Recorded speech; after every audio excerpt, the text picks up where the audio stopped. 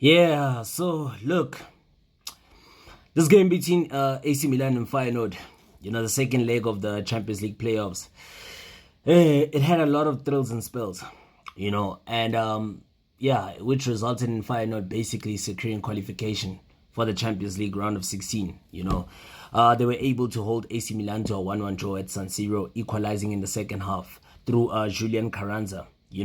And that was basically Feyenoord's only shot on target throughout the game. They only had one shot on target throughout the game, and that's the one that they scored by. They profited through it. They used it to great fruition, you know. So I think that was the red card that actually cost AC Milan. And plus, on top of that, is the fact that they didn't take their chances. They were just not clinical in front of goal. But look, based on how I saw the game, and based on the performance of this AC Milan team that was actually fielded last night in the game against Feyenoord, right? I kind of did some player ratings, based on how I saw each individual performing.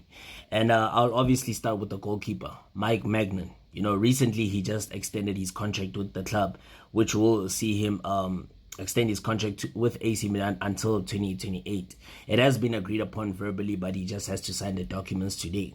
Okay, so Mike Magnan, he basically remained untested, for most of the time. He was really untested. There was not much. That's why I said, remember, the Feyenoord only had one shot on target, and that's the one that they scored with, right?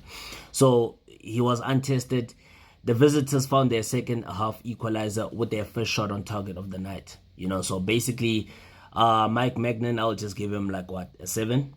Yeah, I'll just give him a 7. Okay, because he was really not tested. He didn't have much to do, so I'll just give him a 7. Okay.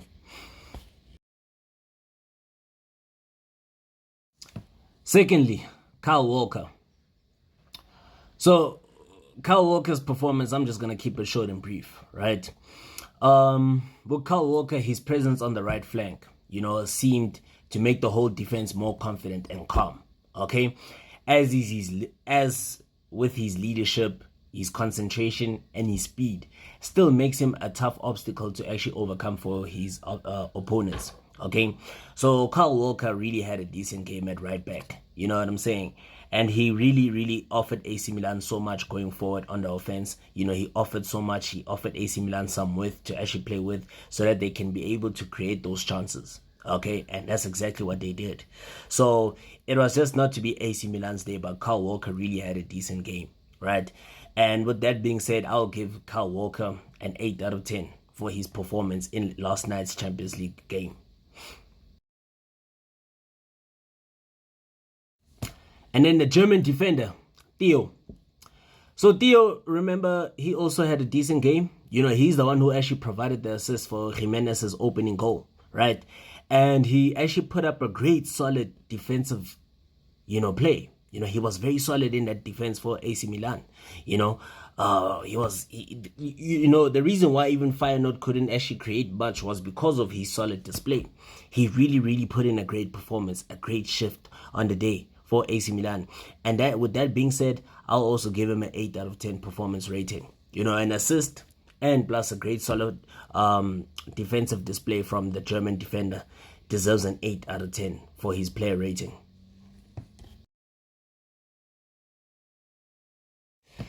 Yeah, then let's talk about Pavlovic.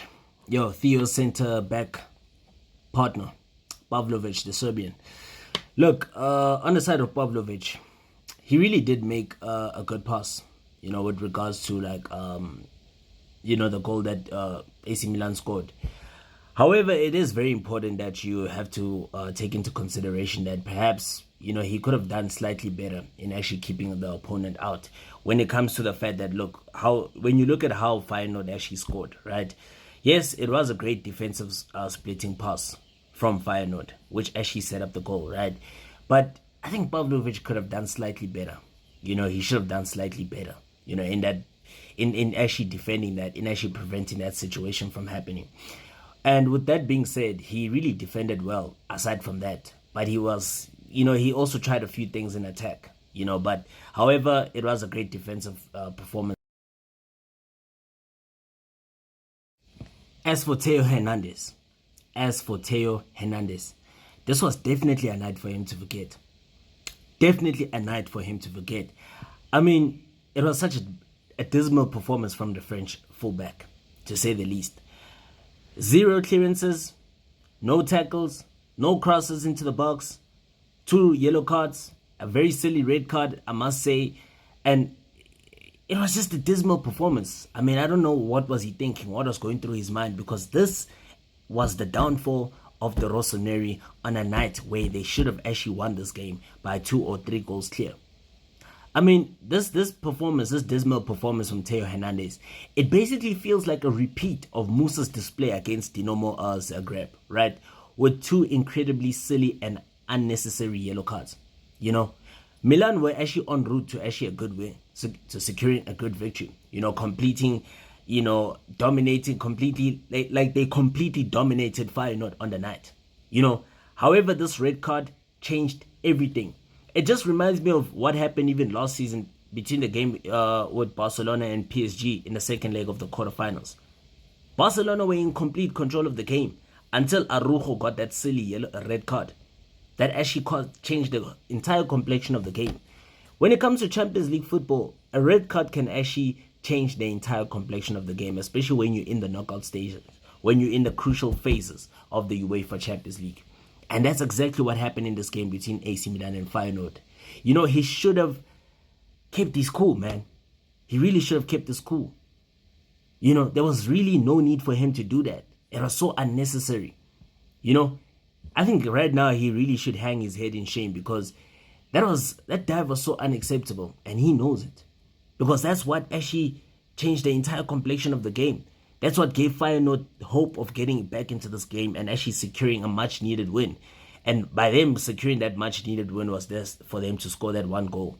And then they win. They clinch the tie via an aggregate scoreline. As simple as that. You know. So it's those kind of games where the margin for error is very low. It's very low. There's no margin for error. And with that being said, I'm going to give Theo Hernandez a 2 out of 10 for his performance. It was a very dismal performance. And that red card even summed it up. It's a 2 out of 10 for me. Straight. I don't expect it from players like him. Because he's a senior player. He's one of the key players for Rossoneri. He's one of the players that can make things happen. But anyway, I guess we move on.